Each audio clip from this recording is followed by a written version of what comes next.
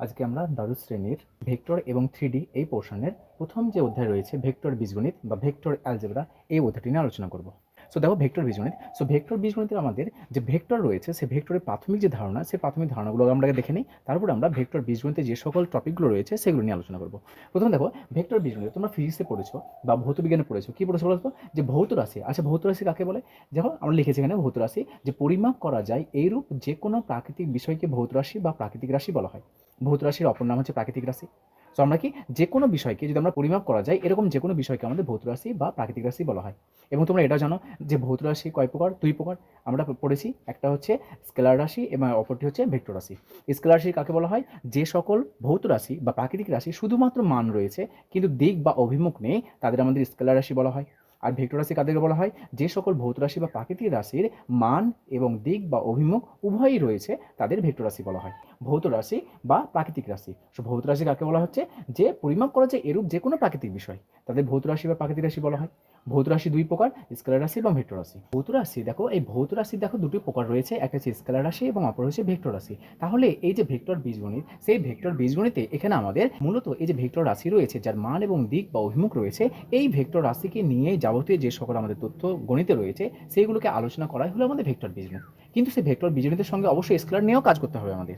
তাহলে দেখো আমাদের গণিতে কি বলছে, যে ইন ম্যাথমেটিক্স আমরা গণিতে কি করে আমরা এই ভেক্টর রাশি বা ভেক্টরকে পড়বো, কিভাবে বুঝবো তাকে যে ভেক্টর জিনিসটা কি ইন ম্যাথমেটিক্স। তাহলে আমরা গণিতে ওটা লিখেছি, দেখো যেখানে লেখা হয়েছে যে ভেক্টর রাশি বা ভেক্টর, যেখানে শুধুমাত্র ভেক্টর রাশি বলো বা শুধু ভেক্টর, শুধু ভেক্টর মানে ওরা ভাববে যে ভেক্টর রাশির কথা বলা হচ্ছে। ভেক্টর কি বলছে এখানে দেখো, গণিতে বলছে যে একটি দিক নির্দেশিত সরলরেখাংশের, দিক নির্দেশিত সরলরেখাংশের অর্থাৎ একটি সরলরেখাংশ যার একটি ধনাত্মক দিক ও অপর দিক ঋণাত্মক ধরা হয়।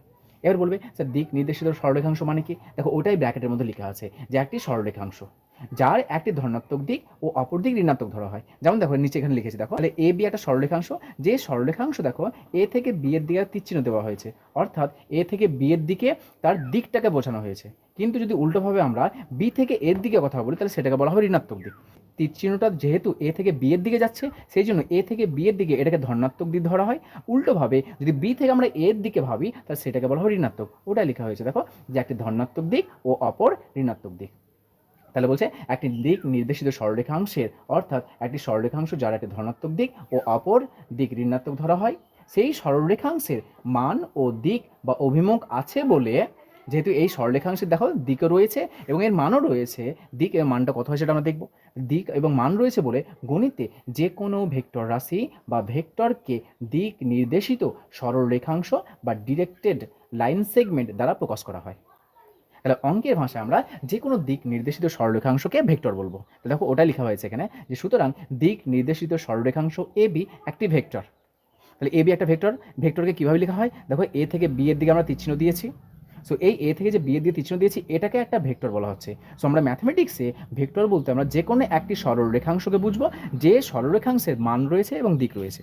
যেহেতু এটা একটা ভেক্টর তাহলে আমরা জানি যে ভেক্টরে কী রয়েছে? মান রয়েছে, ভেক্টরের দিক বা অভিমুখ রয়েছে। তাহলে দেখো ওই যে দিক বা অভিমুখ বা মানটা এই ম্যাথমেটিক্সের ভাষাতে এই যে সরলরেখাংশ লিখেছি সেই সরলরেখাংশের মান ও দিক বা অভিমুখ কত হয় সেটা এখানে লেখা হয়েছে। দেখো দেখো ভেক্টর লিখেছি, ভেক্টর দেখো আমরা ছবিটা অঙ্কন করেছি যে এ থেকে বি এর দিকে যাচ্ছে। তাহলে এ থেকে যদি বি এর দিকে যায় তীর চিহ্ন দিয়েছি, তাহলে এই এ বিন্দুকে বলা হয় প্রারম্ভিক বিন্দু আর এই বি বিন্দুকে বলা হয় অন্তিম বিন্দু। প্রারম্ভিক বিন্দু বা ইনিশিয়াল পয়েন্ট আর অন্তিম বিন্দু বা terminal point or final point. তাহলে যেহেতু আমাদের দেখো ভেক্টরের যেহেতু মানও রয়েছে দিকও রয়েছে, তাহলে এই যে আমাদের একটা দিক নির্দেশিত সরলরেখাংশ অঙ্কন করেছি, তাহলে এই ভেক্টরের মান কোনটাকে বলা হবে?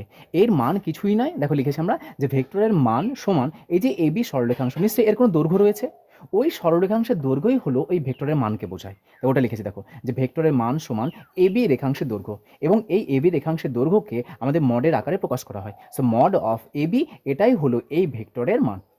এবং দিকটা কি বলতো? দিকটা আমরা দেখতে পাচ্ছি দেখো এ থেকে বি এর দিকে তীর চিহ্ন দেওয়া আছে, এই তীর চিহ্নটাই বোঝাচ্ছে ভেক্টরের দিককে বোঝাচ্ছে। তাহলে ভেক্টর দিক হলো দেখো এ বি মাথাতে অ্যারো চিহ্ন দিয়েছি দ্বারা প্রকাশ করা হয়, ভেক্টর দিক এটা দ্বারা প্রকাশ করা হয়। গণিতের ভাষায় যে কোনো একটা সরলরেখাংশ নেব, সেই সরলরেখাংশে যদি একটা দিক দেওয়া থাকে সেই সরলরেখাংশটির দৈর্ঘ্যকে ভেক্টরের মান বলা হয়, এবং এটা যেদিকে ডিরেকশন দেওয়া আছে সেই অনুযায়ী তাকে এইভাবে প্রকাশ করব।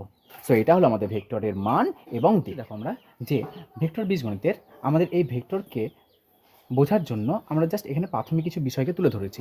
প্রথমে দেখো লিখে আছে আমাদের বিন্দু। দেখো বিন্দু বলতে কি জাস্ট একটা আমরা ফোঁটা দিয়েছি। তার মানে যে জ্যামিতিক চিত্রের কোনো দৈর্ঘ্য নেই, প্রস্থ নেই বা উচ্চতা নেই, তাদের কি বলা হয়? তাকে বিন্দু বলা হয়। তো বিন্দু চিত্র কীরকম? এটা হচ্ছে বিন্দু চিত্র। তারপর লিখে দেখো সরলরেখা বা রেখা। তো সরলরেখার চিত্র কীরকম হয়? দেখো এ থেকে বি আমরা একটা সরলরেখা অঙ্কন করেছি। সরলরেখা দেখে বুঝবো কী করে? যেখানে আমরা দেখো এর মাথায় তীর চিহ্ন দেওয়া আছে, বি এর মাথায় তীর চিহ্ন দেওয়া আছে। অর্থাৎ এটা বোঝাতে চাইছে যে এই বিন্দুটা কিন্তু শেষ না, মানে অসীম দূর পর্যন্ত যাচ্ছে। অনুরূপভাবে বি বিন্দুটাও অসীম দূর পর্যন্ত যাচ্ছে, সেই জন্য তীর চিহ্ন দিয়ে বোঝানো হয়েছে। এবং সরলরেখার কি শুধুমাত্র দৈর্ঘ্য রয়েছে। তারপর দেখো সরল রেখাংশ বা রেখাংশ। সরল রেখাংশ বা রেখাংশ বলতে কী বোঝাচ্ছে?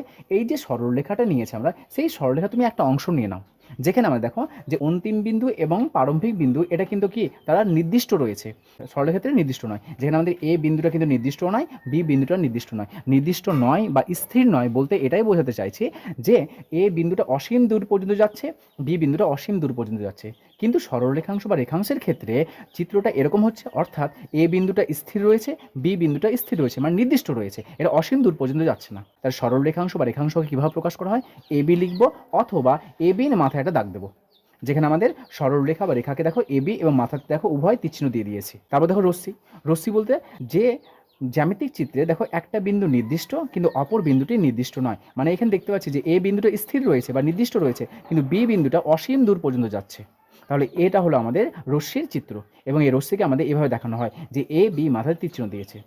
এবং সর্বশেষ দেখো আমাদের ভেক্টর। সো ভেক্টর নিয়ে অলরেডি আমরা আলোচনা করলাম যে ভেক্টরকে কীভাবে দেখানো হয়। তবু দেখো চিত্রটা অঙ্কন করেছি যে আমাদের এ থেকে বি এর দিকে যাচ্ছে, তীর চিহ্ন দেখো কিন্তু শেষ প্রান্তে দেওয়া নেই, তাই না? তার শুধুমাত্র ডিরেকশনটা দেখানো হয়েছে যে এ থেকে বি এর দিকে যাচ্ছে, এবং এটা আমাদের ভেক্টরকে প্রকাশ করছে। এবং এই ভেক্টরকে আমরা দেখো এ বি মাথাতে এইভাবে আরো চিহ্ন দিয়ে ভেক্টরকে প্রকাশ করি।